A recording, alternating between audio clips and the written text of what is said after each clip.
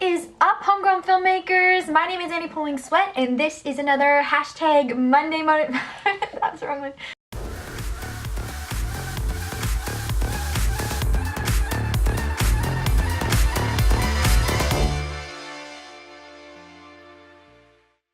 Today we're doing another hashtag motivational Monday video, which is where I just talk about what's been motivating me lately or what I find motivating to help keep you motivated so we can all be motivated, because that's how things get done.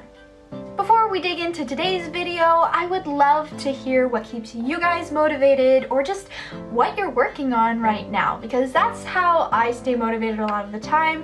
I see things that other people are doing and I'm just like, yes, I want to be doing stuff like that. And then I get ideas and I just get inspired. So please leave a comment below. So I was thinking about stuff and realizing that today is the last day of April, which means that we are officially 1/3 of the way through the year 2018. I don't know about y'all, but for me this year has just absolutely flown by. There's already so much that's happened. So in realizing that a whole third of this year has already gone by, it kind of made me step back and go, okay, hang on a sec, what about all the things you were gonna do this year? Are those on track? Like, are you actually gonna get the things that you wanted to get done?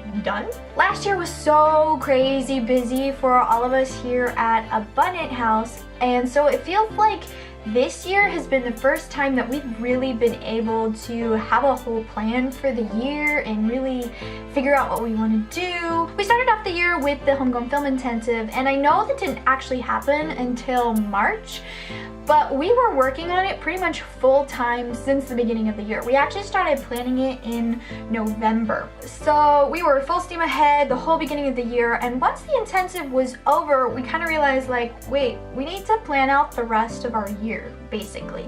Rachel and I, who are the business heads of Abundant House, sat down and we basically planned out our whole year. We started all of this planning a month ago, maybe a couple weeks ago, and so this week I was really just starting to feel like, okay, we have all of this like big picture vision stuff going on, goals and ideas that we want to do, and we have a plan, but it was like, what am I supposed to be doing right now? Do y'all ever feel that way? Like you're getting lost in the big picture. You have vision, you have goals, you know what you want to be doing this year, but when it comes down to what you're doing this week, what you're doing today, what you're doing for these hours, you're just like, I don't know what I'm supposed to be doing.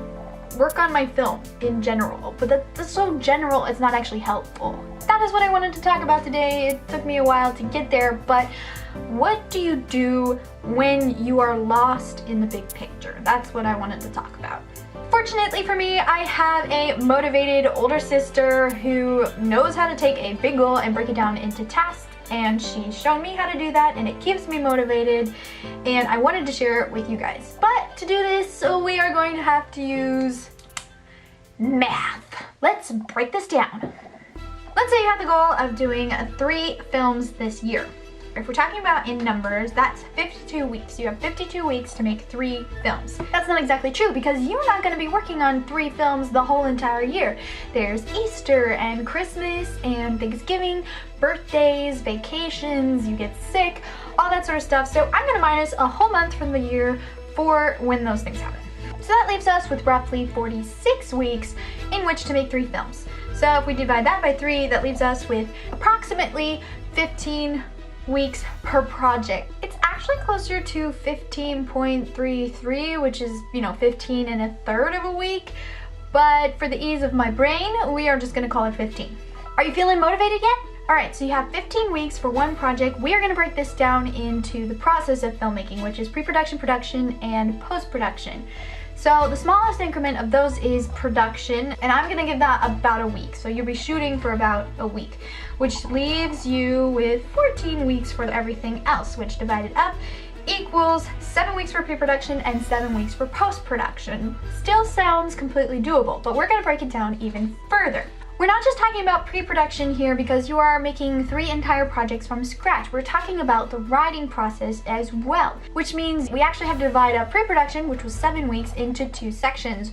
Writing and then the actual pre-production. So that gives us 3.5 weeks for writing and 3.5 weeks for pre-production. We're gonna break this down one more time. You ain't gonna be able to write a good script on the first draft. No, you're gonna need to do multiple drafts. So out of 3.5 weeks, that's 1 week for the first draft, half a week for review, 1 whole week for the second draft, and then another week for editing, cleanup, and finalization. That means you have to have a first draft of your script in 1 week.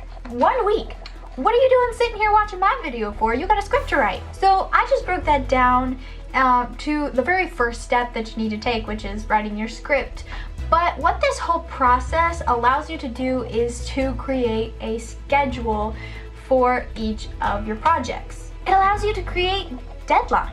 Now you know exactly how much time you have to complete each piece of the filmmaking process. But we're going to take another section and break it down, say pre-production. So we have the writing and then we have pre-production. We have 3.5 weeks for pre-production. What needs to happen in pre-production? Casting, locations, costuming, scheduling, and props. Oh, and food. Don't forget the food. Okay, so each of those things would have to happen in these 3 weeks. That means, let's see, there's 1, 2, 3, 4, 5, 6. So basically you have half a week to do each one of those things. Now obviously this breakdown doesn't work all the way because you can be doing these things simultaneously, but it gives you a good idea of exactly how much has been jam-packed into this little amount of time that you have. And you can start putting deadlines on some of these things because some of them do have to come first. Casting and locations have to be done before scheduling can happen. So you put a deadline on it. I need to get this done within 1 week so that I still have a whole week to do the scheduling. And I know there's people who think that deadlines just won't work for them, that they're great for some people, but don't work for other people. And I don't think that's true. I think the problem is your deadline is too big. You know, by the end of this year is a huge deadline. How are you supposed to be motivated right now if that is your deadline? And it can't be a random deadline that you just pick. I mean, some people can work with that. They're very motivated by just having a deadline at all.